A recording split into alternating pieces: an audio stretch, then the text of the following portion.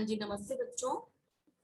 Class 4 अभी तक हमने पाठ पढ़ा और आपने बुक एक्टिविटी समझी।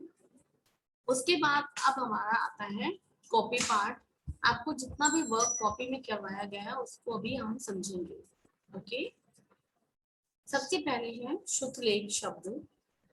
शुद्धलेख शब्दों में आंधी, कांटे, ऊंट, कांच, सुंदर, रंग बिरंगे, ऐंठ कर, झुंड, उन्होंने, जंगल,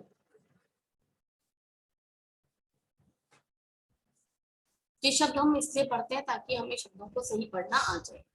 उसके बाद में हम पढ़ेंगे शब्दार्थ। शब्दार्थ में सबसे पहले आंधी। आंधी अर्थात तेज हवा, नन्हा अर्थात छोटा, सिर्फ, केवल, सुनहरे सोने के रंग के, अजीब, अनोखी, चमचमाना चमक बिखेरना, अंग अंग मुस्काने लगा। ये मुहावरा है और अर्थ के रूप में भी इसको हम जान सकते हैं। अंग अंग मुस्काने लगा, बहुत खुश हो गया। ठूठ, बिना पत्तों वाला सूखा पेड़। चमकदार, जिसमें चमक हो। बेहद, असीमित, बहुत अधिक। चकनाचूर, टुकड़े टुकड़े। झुंड, दल या समूह। यहाँ पर हम इसको पर्यायवाची शब्द के रूप में भी देख सकते हैं। झुंड के दो अर्थ हैं, दल और समूह, यानी इसकी पर्यायवाची शब्द हो गए।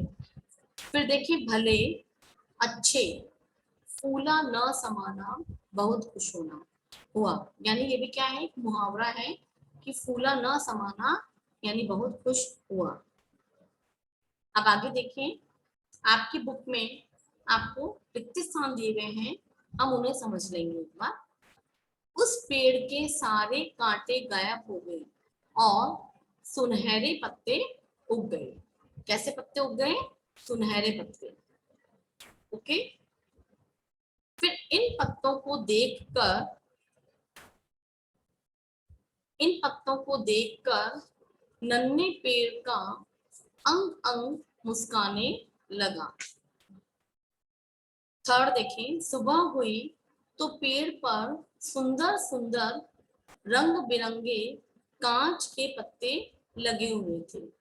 यहाँ क्या वर्ड आएगा? कांच।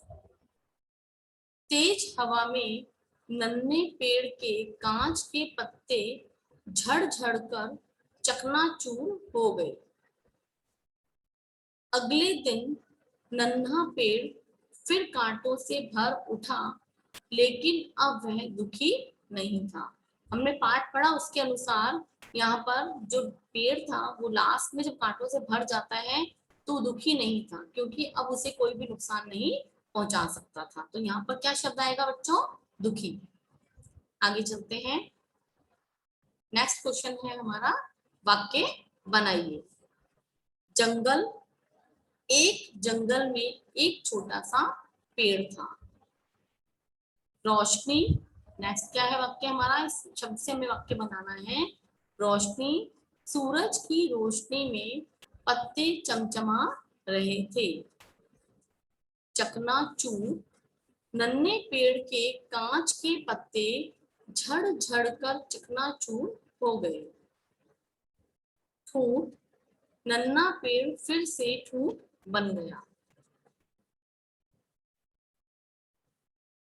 फिर है प्रश्न नंबर 5, सही वाक्य पर सही व गलत पर गलत का निशान लगाइए।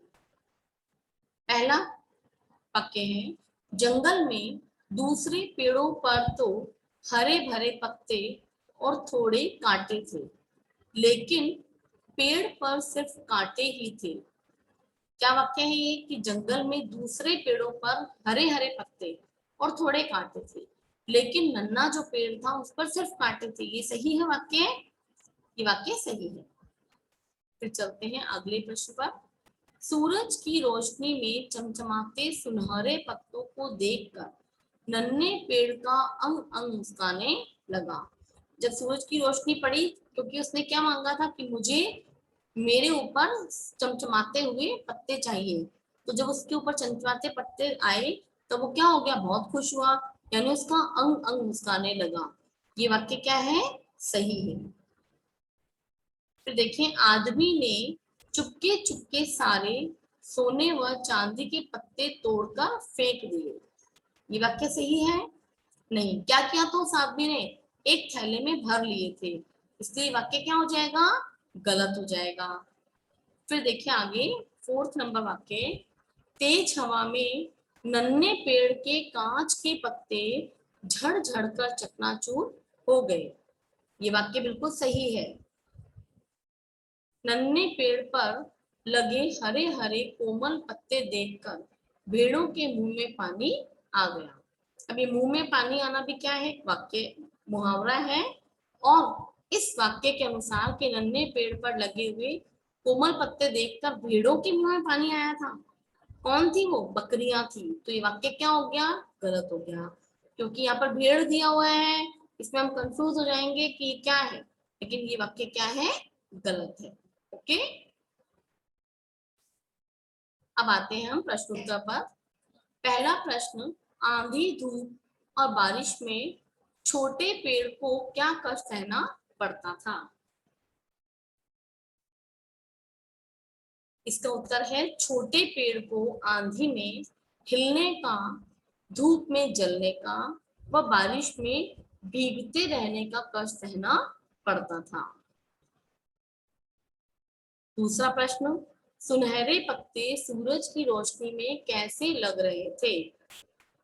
सुनहरे पत्ते सूरज की रोशनी में चमचमा रहे थे।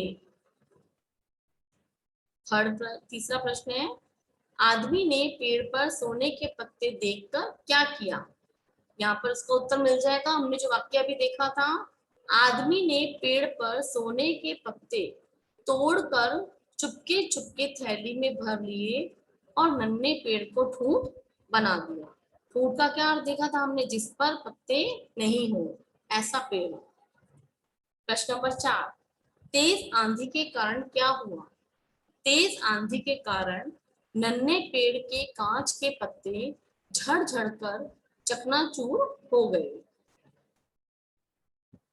नन्हा पेड़ क्या देखकर फूला न समाया, अर्थात क्या देखकर वो खुश हुआ?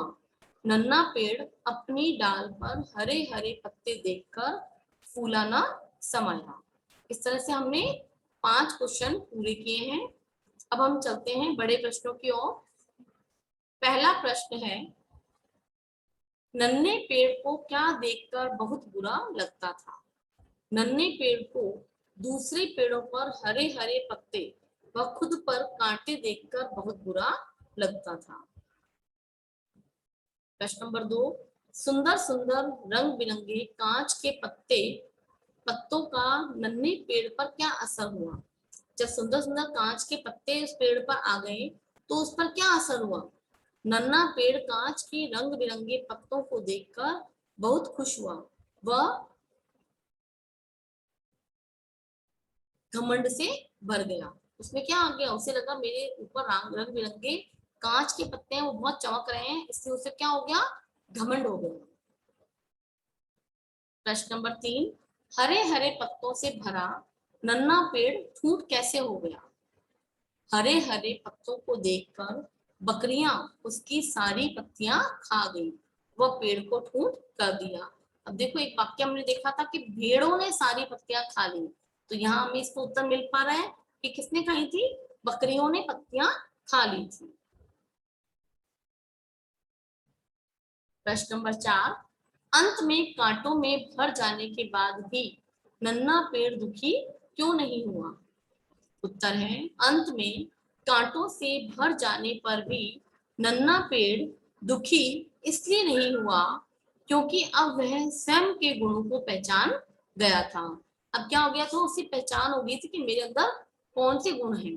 तो इस तरह से बच्चों, सभी व्यक्तियों में कोई ना कोई गुण अवश्य होते हैं जिनकी पहचान वे व्यक्ति खुद भी नहीं कर पाता है। प्रश्न नंबर 5, इस कहानी से आपको क्या सीख मिलती है? इस कहानी से हमें यह सीख मिलती है कि हमें स्वयं को दूसरों से तुलना करके कम नहीं समझना चाहिए, कि हमें दूसरों से तुलना करके स्वयं को कम नहीं समझना चाहिए, क्योंकि जो गुण हमारे अंदर हैं वह दूसरों में नहीं होते हैं। तो इस पूरे क्वेश्चन को आप अच्छे से समझ पा रहे हो कि जो गुण एक व्यक्ति में है जरूरी नहीं कि दूसरे व्यक्ति में भी हो, इसलिए हमें अपने गुणों को पहचानना चाहिए और अपने आप को सोचना चाहिए कि हम ही कुछ भी अच्छा कर सकते हैं।